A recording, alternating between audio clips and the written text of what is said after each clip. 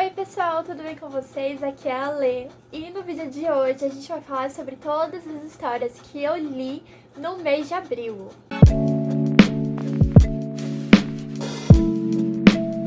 Mas antes de tudo, não se esqueça de se inscrever no meu canal, já deixa o seu like porque é um vídeo de leituras e quem sabe daí você não conheça mais livros e consiga colocar eles no seu TBR também.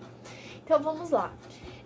Esse mês, gente, eu consegui ler 10 livros, o que foi muito legal. Eu li muitas coisas boas, tem muitos aqui que eu favoritei, dei 5 estrelas e favoritei. E acredito eu que vendo aqui a maioria aconteceu isso, só um ou outro aqui destoou um pouco. Mas esse saldo de 10 livros eu fiquei muito feliz, porque todos foram histórias muito boas. Bom, então vamos lá, para a primeira leitura que eu realizei no mês de abril. Eu li o livro da Michelle Obama, O Minha História. E, gente, eu gostei muito desse livro. Aqui, obviamente, como é uma biografia, a gente vai ver toda a história da vida da Michelle, desde quando ela era criança até nos anos depois que eles saíram do governo. E aqui é muito legal. Eu descobri que a Michelle ela é uma narradora muito boa, porque a história é muito fluida, até em questões que são um pouco complexas, como a política. Se aqui já é um pouco complexo de entender, a dos Estados Unidos também é mais complexa, só que aqui nesse livro a Michelle ela conseguiu explicar alguns pontos, deixar tudo muito claro pra gente, não resta dúvidas de como foi o processo eleitoral todo. A gente vê também como que foi a Michelle antes do Obama, porque é comum, a gente sabe muito sobre o Obama, sobre todas as realizações que ele fez, o caminho que ele percorreu até chegar no cargo de presidente. Mas e a Michelle? Eu me surpreendi bastante, porque a Michelle ela teve toda uma trajetória de engajamento social e de muito trabalho, estudo, empenho, e ela mereceu muito estar ali também, sabe? Então o mérito meio que foi dos dois. Eu gostei muito de descobrir isso nesse livro. Isso não é nenhum spoiler, tá? Porque é uma biografia, então não tem como dar um spoiler, mas é muito bom. Tem o documentário de como foi o lançamento desse livro, eu acho, aqui na Netflix. E eu quero assistir também pra ver como é que foi. Eu tenho certeza que você vai gostar. É muito gostosinho de acompanhar a história deles. Gostei bastante desse livro.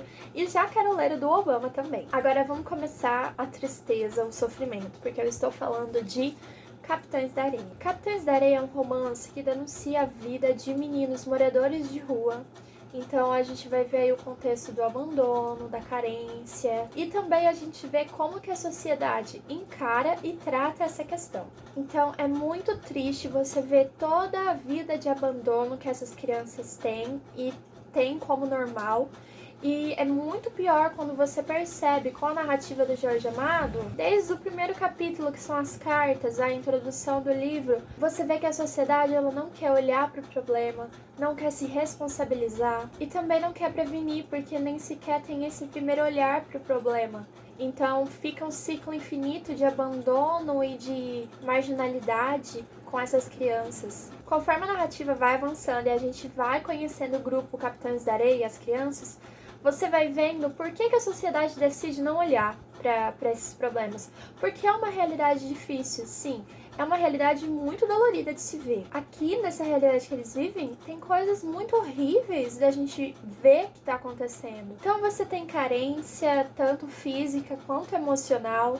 Você tem falta de alimento, pobreza, eles são obrigados a cometerem crimes. Eles também têm uma relação muito complicada com a questão da sexualidade e acabam cometendo coisas muito horríveis de serem lidas. Acredito que essa foi uma das partes mais difíceis, um dos capítulos mais difíceis que eu li do livro. Eu tinha falado sobre a carência de afeto que eles têm, é uma coisa que a gente vê no livro inteiro, porque você vê que eles passaram a adotar um comportamento de homens adultos, de pessoas adultas, só que eles não são adultos. A cabeça deles, o psicológico, não está plenamente formado ainda.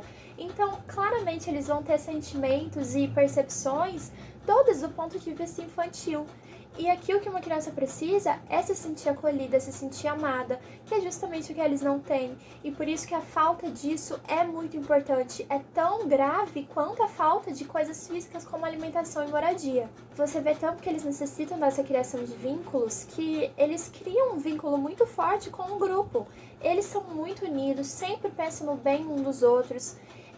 Se um passa dificuldades, eles vão e tentam ajudar. Então o grupo foi uma família que eles conseguiram criar em meio a tanto caos que eles estão vivendo. E o que o Jorge Amado ele denuncia nesse livro, além de expor como que é todo o problema para uma sociedade que não quer olhar como que é esse problema, nem entender que ele existe, o que ele denuncia é que, embora a sociedade não queira olhar, mesmo ela fingindo que não existe, ela é uma das grandes culpadas desse problema acontecer, desse problema existir, porque ela leva as pessoas à marginalidade. Essa é uma questão social muito importante, porque você vai vendo aqui, conforme as crianças vão narrando as histórias delas, antes delas se juntarem com o grupo dos Capitães da Areia, você vai vendo que nenhuma delas, nem a família deles, escolheram estar nessa situação de abandono, de morar na rua. Foi uma consequência de todo um contexto social e familiar que eles viviam, que já era muito carente, muito problemático e nem um pouco assistido pelo governo e pelo resto da sociedade.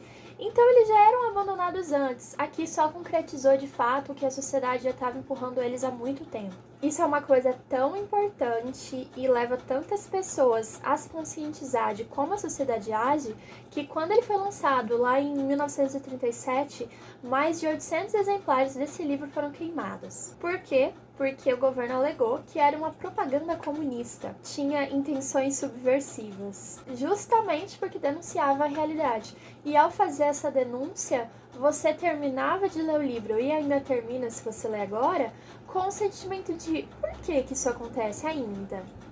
O que a gente poderia fazer? O que a sociedade, o governo precisava fazer para que essa situação fosse diferente? Você sai com muitas questões. Então, esse livro ele foi muito importante para mim. Eu tenho um apego emocional muito grande com essa história, muito grande mesmo. Eu amei ler, eu anotei muitas coisas dessa passagem, eu enchi várias folhas de um caderno só com coisas que eu tava percebendo daqui. E eu poderia falar sobre ele muito mais tempo, porque tem tanto pormenor e detalhe que eu gostaria de citar para vocês, mas eu acho que é interessante vocês terem essa experiência por si só. Leiam o livro, leiam. Vale muito a pena. Não é um livro difícil de ser lido. A narrativa é muito fluida, embora muito pesada e real. Eu acho que se você nunca leu Jorge Amado, Capitães da Areia é uma boa para começar ele. Eu comecei por ele e estou muito contente. Com certeza esse livro ele foi favoritado e eu dei 5 estrelas. E eu acho que ele vai entrar para os melhores livros que eu li no ano, ou se não da minha vida. Saindo de um livro muito bom e muito pesado, a gente também vai para um parecido, que é O Filho de Mil Homens, do Walter Ugumãe. Aqui nesse livro, o que você tem? Você tem histórias de algumas pessoas que aparentemente de início não estão interligadas, você até pensa que são contos isolados, narrativas isoladas, mas é uma narrativa sobre pessoas que em um determinado momento decidem que vão compartilhar essas vidas e aí vão coexistindo. E esse é o grande lance do livro. Aqui você não tem nenhum acontecimento, um plot twist grandioso, nenhuma grande virada, um grande vilão, que são características de narrativas. Aqui, a beleza da narrativa é ela ser tão normal. Não sei se normal é a palavra. É uma narrativa comum, muito real. A grande beleza do livro é eles decidirem coexistir, compartilhar a vida deles. Todos os personagens desse livro, todos os que ele apresenta, o Walter Ugumãe, ele desenvolve muito bem. Então você não tem muitos personagens, mas você tem poucos e muito bem desenvolvidos. Todos eles aqui, conforme você vai passando os capítulos, você vai percebendo que eles estão com uma necessidade de se completar, de serem completos. Eles querem se sentir realizados. E uma coisa muito interessante desse livro, inclusive eu acho que tem a ver com o título O Filho de Mil Homens, é a questão de que essa sensação de completude, de realização, de felicidade, eles não encontram dentro das próprias famílias. Aquela de laços sanguíneos que a gente não escolhe. Aqui, na verdade, é o contrário. Eles só têm essa sensação, só se sentem realizados e completos quando eles mesmos forjam a própria família. Porque família nada mais é do que um espaço onde você se sente acolhido, onde você é aceito e aceita os demais. E é o que eles constroem aqui. Eles forjam esse espaço de acolhimento, de aceitação e, consequentemente, de completude e de realização. Eu não diria que, por esse fato de não ser uma narrativa grandiosa, esse livro é fácil de ser lido, porque a narrativa ela traz coisas bem pesadas, tem uns capítulos aqui que ficaram bem marcados em mim, porque são pesados, mas são pesados por aquilo que eu sempre falo, né? Eles são reais, então não tem como ser diferente, porque a realidade que tá sendo contada aqui, ela é pesada, então não tem como fugir. Mas é um livro muito bonito, e falando um pouco da escrita do Walter Hugo, é muito poética, muito linda. Me lembrou muito Gabriel Garcia Marques, só que eu gostei mais do Walter Hugo mãe. E eu já tô com muita vontade de ler outros dele. Essas edições aqui também são bem lindinhas, né? Eu marquei bastante coisa aqui também. Eu fiquei muito feliz de ter tido essa primeira experiência com Walter Hugo mãe e dela ter sido tão boa. Esse aqui a gente leu no Volta Literária. E pra ele eu dei 5 estrelas e também favoritei. Agora, aproveitar o embalo, como a gente já tá falando de tragédia, de sofrimento, narrativa pesada, vou trazer um exemplar maravilhoso aqui que é Torturado. Gente, Torturado. Torturado, ele é muito bom. Essa história ela se passa no sertão baiano, sobre 2 irmãs que depois de um incidente elas vão ter as suas vidas interligadas para sempre. Então, esse livro ele já começa muito arrebatador. Você já vê o que foi esse incidente que vai unir as irmãs e já é muito pesado, é bem forte. Tem uma palavra que combina muito com esses primeiros capítulos onde conta sobre o incidente, que é a palavra sinestesia. Aqui a gente consegue sentir as coisas que o narrador está escrevendo. Quando ele vai escrevendo a situação, você parece que consegue sentir aquelas coisas. Eu tava quase dando um spoiler aqui. Ele faz a narrativa ser muito real, muito crível. Só que além desse aspecto de drama entre as 2 irmãs, você tem também a denúncia de uma realidade social. Ele se passa no sertão baiano, então você vai ver o dia a dia do trabalho na roça. É uma realidade de exploração. A narradora, ela frisa bastante, ela repete várias vezes toda essa questão da exploração. Então ela fala muitas coisas que ali da realidade dela, ela percebe que são estranhas de serem vividas. Eles trabalham muito, mas não têm os frutos do seu trabalho. E essa é uma questão que, embora esteja dentro da cabeça, dentro do inconsciente de todos os moradores, eles não externam esses pensamentos. Porque eles estão tão acostumados, tipo assim, a realidade é assim, ele é o dono da fazenda, a gente é só trabalhador. É sempre assim, sempre foi, não tem como a gente mudar nem reclamar. Só que aos poucos eles vão acontecendo coisas e eles vão percebendo que não é bem assim, que eles podem questionar e pensar sobre essa questão. Então esse livro ele fala bastante sobre a questão agrária, é muito interessante porque é um livro nacional e muito bem feito. Ele traz um tema que é muito do Brasil, que é a questão agrária, dos trabalhadores da roça. Outra coisa que ele trouxe aqui da realidade também no sertão baiano foi a questão da religiosidade. Coisas que eu nunca tive nenhum contato, eu não sabia. E foi muito legal conhecer, por meio desse livro, alguns termos, alguns costumes das religiões que eles têm lá. O final desse livro também é muito perfeito, é muito bem encaixado, faz jus a toda a trajetória do livro. E é muito legal você ter um livro desse, tão bem feito, tão incrível, e que seja do nosso país, que retrata uma realidade muito comum, muito típica aqui do Brasil. Eu tava muito ansiosa para ler esse livro e minhas expectativas elas foram superadas, porque eu não sabia que o livro tinha essa questão social aqui dentro também. E eu gosto muito dessa temática, acho que deu para perceber. Então esse livro eu dei 5 estrelas e também favoritei, porque a experiência dessa leitura foi maravilhosa. Eu indico para todo mundo. Agora a gente sai um pouco dessa narrativa mais crível e a gente vai para uma narrativa um pouco diferente, um pouco mais fantasiosa. E eu estou falando da Torre Negra, a série que eu tô lendo. E eu li agora o 5º livro da série, que é o Lobos de Cala.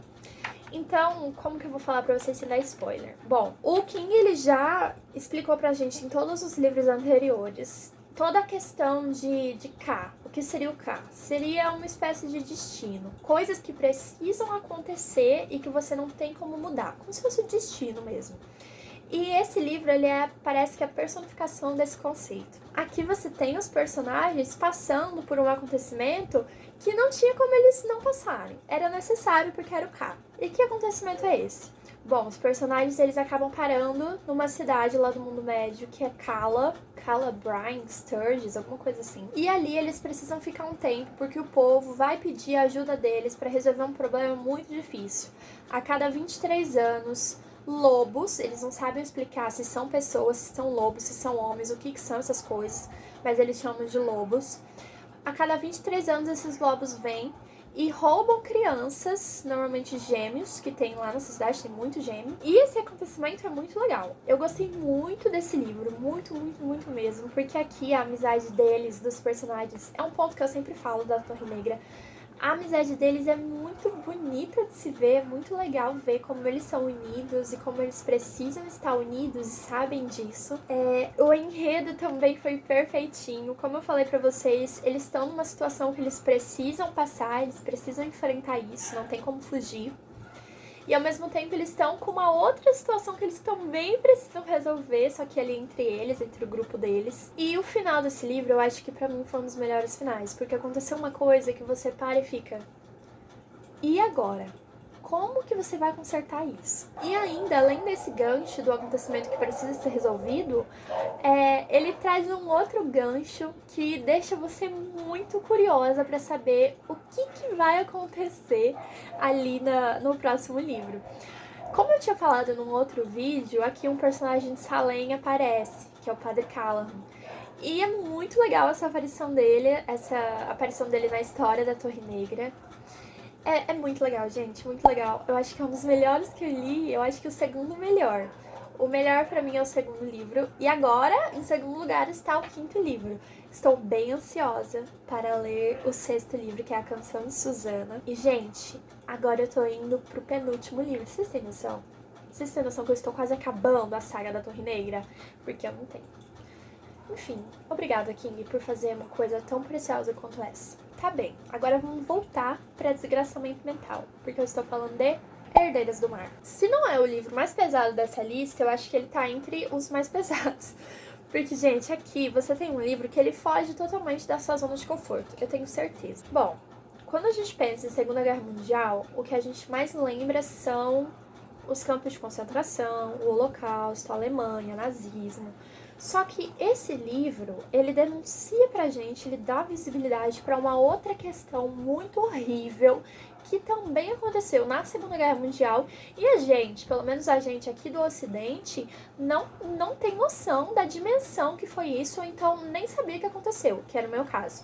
Do que eu estou falando? Então, eu já falei, o livro ele se passa durante a Segunda Guerra Mundial, lá na Coreia, e a Coreia nessa época ela estava ocupada pelos japoneses. Essa ocupação japonesa fez eles terem que mudar totalmente a vida deles, eles precisaram criar novos nomes, mudar costumes, mudar crenças, religião, tudo isso, tudo. E como se essa anulação da vida da pessoa não fosse suficiente, eles ainda cometiam um crime maior, que é o tráfico de mulheres. Como assim, Letícia? O Japão acreditava que os seus soldados, que iam para as frentes de batalha, eles precisavam se aliviar, eles precisavam ter o prazer sexual. E qual foi a alternativa que eles escolheram para isso? Vamos sequestrar mulheres. Vamos sequestrar meninas lá da Coreia do Sul, que ninguém se importa mesmo. Vamos pegar elas lá, trazer para cá, colocar em bordéis e chamar nossos soldados para vir para cá e estuprar elas o dia inteiro. É uma incrível ideia, não é? Porque foi isso que aconteceu. Alguém achou que essa era uma ideia brilhante e realmente foi o que aconteceu. Então, aqui a gente tem a realidade de duas irmãs. Uma delas, infelizmente, ela vai ser sequestrada por um soldado e ela vai ser mandada para muito longe da sua casa para ser uma dessas mulheres que eles chamam de mulheres de consolo. Se você der um Google agora em mulheres de consolo, eu acho que você vai ver algumas notícias, alguns documentários sobre o que foi isso, e eu acho que é interessante você pesquisar sobre, porque é uma coisa que a gente não tem noção, mas que foi muito horripilante. E isso acontece logo no começo do livro. Então todo o resto do livro ele é muito pesado, ele é muito difícil de ser lido. A maioria dos meus amigos chorou lendo esse livro porque realmente não é fácil, não é fácil. Então aqui você vai ter alguns gatilhos que eu já até te alerto se você quer ler esse livro, se você se interessou pela temática. Você vai ter estupro, você vai ter prostituição forçada, tráfico de mulheres, e todas as coisas relacionadas a esse tema do abuso, do estupro de mulheres. Então assim, porque você precisa ler esse livro pra ver como é? Não, eu não acredito muito nessa coisa de você precisa ler esse livro. Então o que eu digo pra vocês é, se você se interessou pela temática e tá confortável, entre aspas, com esses gatilhos, vá em frente porque é um livro que vale a pena. Se você sabe que você vai aguentar toda essa narrativa, vai e lê, porque é um livro muito bem escrito, ele traz visibilidade para uma causa muito importante, mas aí é uma questão sua, você precisa avaliar mesmo. Mas não tem só coisas horríveis nesse livro. O livro ele também dá voz a uma coisa muito bela, que são as Henry. Eu acho que fala assim, gente, Henry, não vou falar muito com o seu nome. Então é um grupo de mulheres que lá na Coreia do Sul, principalmente ali onde se passa o livro, na ilha de Jeju, elas mergulham, elas são mergulhadoras, e são mergulhadoras assim, de idades de 10 anos até 90, 100 anos. Porque é um trabalho que é realizado só por mulheres. Elas mergulham a muitos metros da superfície no mar para pescar, recolher bichos e coisas que estão lá no fundo do mar e poder vender e sustentar sua família.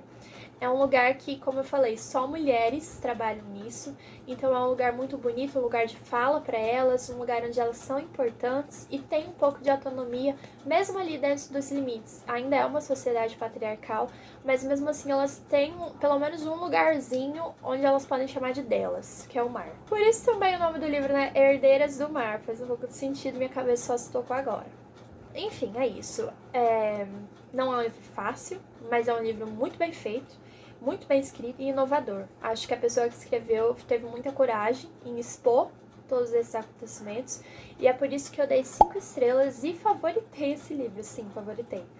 Não sei se um dia eu releio, mas para quem estiver confortável com os gatilhos, eu recomendo muito a experiência. Agora vamos para um outro livro que eu também amei ler. Eu li em 2 horas, porque eu li durante a maratona. E eu estou falando de A Revolução dos Bichos. Bom, vocês sabem que o intuito desses vídeos de leituras no mês, o intuito dele não é fazer uma resenha de pormenores das leituras, mas sim a minha impressão do que eu achei dessas histórias.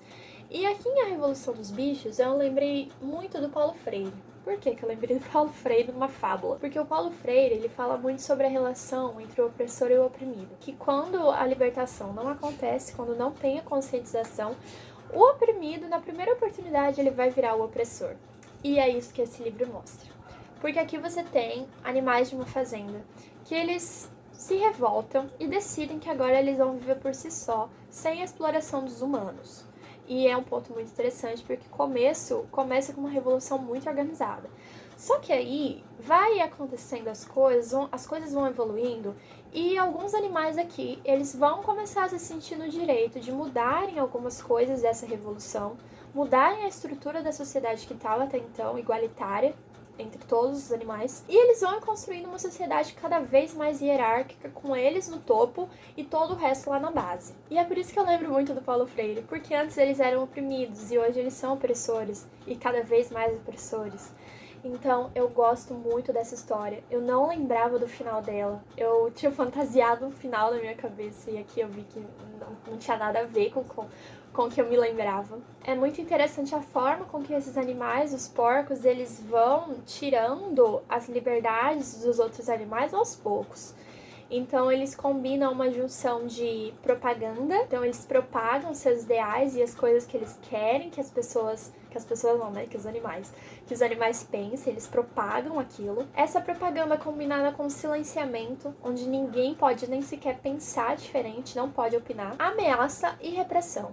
Então, com esses instrumentos, os porcos eles vão conseguindo cada vez mais suprimindo direitos, suprimindo liberdades e colocando regras e benefícios para eles, instaurando privilégios que antes nenhum dos animais tinham, mas agora eles têm todos. Eu acho que o George Orwell aqui, ele quis mostrar como que o totalitarismo ele não tá imune de acontecer nem na sociedade mais socialista que tiver, porque ele vai surgindo aos poucos e quando a sociedade vai se dar conta, já não tem mais como reverter a situação de tão grave que ela tá. Enfim, esse é um livro muito bom. Os pós-fácios aqui da edição da Antofágica é muito bom também, eles deixam claro muitas coisas, muitas das intenções do George Orwell ao escrever isso aqui, mas como eu falei, esse aqui não é um vídeo de resenha crítica, análise crítica profunda deste livro, apenas as minhas impressões. Então, leiam esse livro, é muito rapidinho de se ler e o conteúdo dele é muito bom, eu tenho certeza que vocês vão gostar. Daí, pessoal, eu também li O Alienista, do Machado de Assis. E, gente, O Alienista é um livrinho muito bom. É um livro bem curtinho também e muito gostoso de ser lido. Foi o meu primeiro contato com o Machado de Assis e eu gostei muito desse primeiro contato que eu tive com ele. Então, qual que é a história do alienista? Aqui você tem o Simão Bacamarte. Ele é um médico E aqui ele vai tentar colocar na cidade dele, construir na cidade dele, uma casa de loucos, como ele chama. Que seria basicamente um hospício, onde ele vai chamar de Casa Verde, onde ele vai começar a tratar as pessoas ali daquela cidade e vai começar instaurando caos. Vocês têm que ir lendo pra entender o que o Simão Bacamarte começa a fazer ali naquela cidade. Aqui, o que eu acho interessante é que o Machado ele acabou por questionar todas as determinações científicas. Como assim? Quem que classifica o que é normal e o que é loucura? Será que todo mundo tem um pouco de loucura dentro da gente só esperando pra vir à tona? Se sim, quando que ela vem à tona? O que desperta ela pra vir à tona?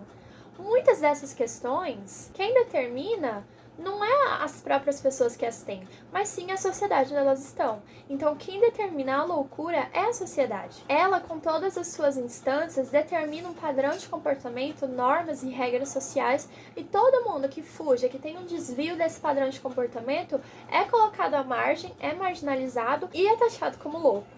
Então eu achei esse livro muito inteligente. Eu vi que Machado de Assis ele foi muito inteligente.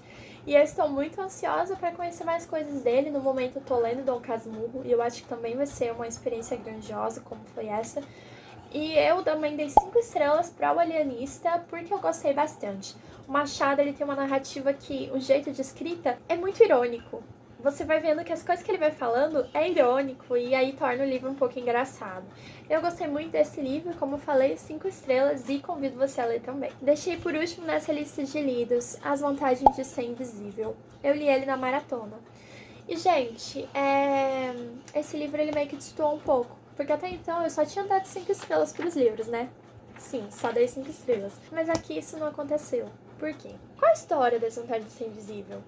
Bom, você vai ver a realidade de alguns adolescentes. O adolescente principal e suas vivências relatadas no seu diário.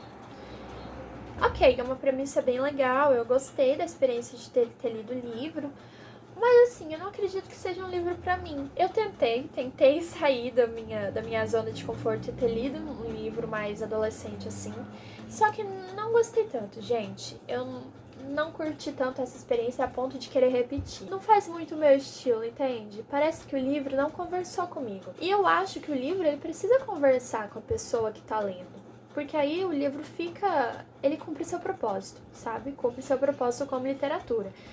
Mas esse livro não conversou comigo. E tá tudo bem. Isso não transforma ele num livro ruim, sabe? Porque eu sei que esse livro ele conversou com muitas outras pessoas. Muitas pessoas têm esse livro como favorito delas. Então eu não vou dar uma nota horrível pra esse livro só porque pra mim não funcionou. É que não era mesmo pra funcionar pra mim. Não tem muito a ver com a minha pessoa. Então, se você gosta desse gênero, eu acho que é uma boa pegada, As Vantagens de Ser Invisível, porque ele é muito bonito.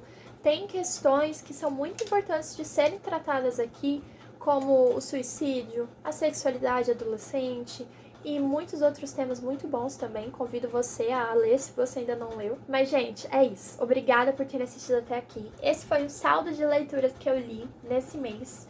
E comenta aqui embaixo se você leu algum desses livros que eu citei, ou quais você leu, comenta aqui pra gente conversar também, é muito bom.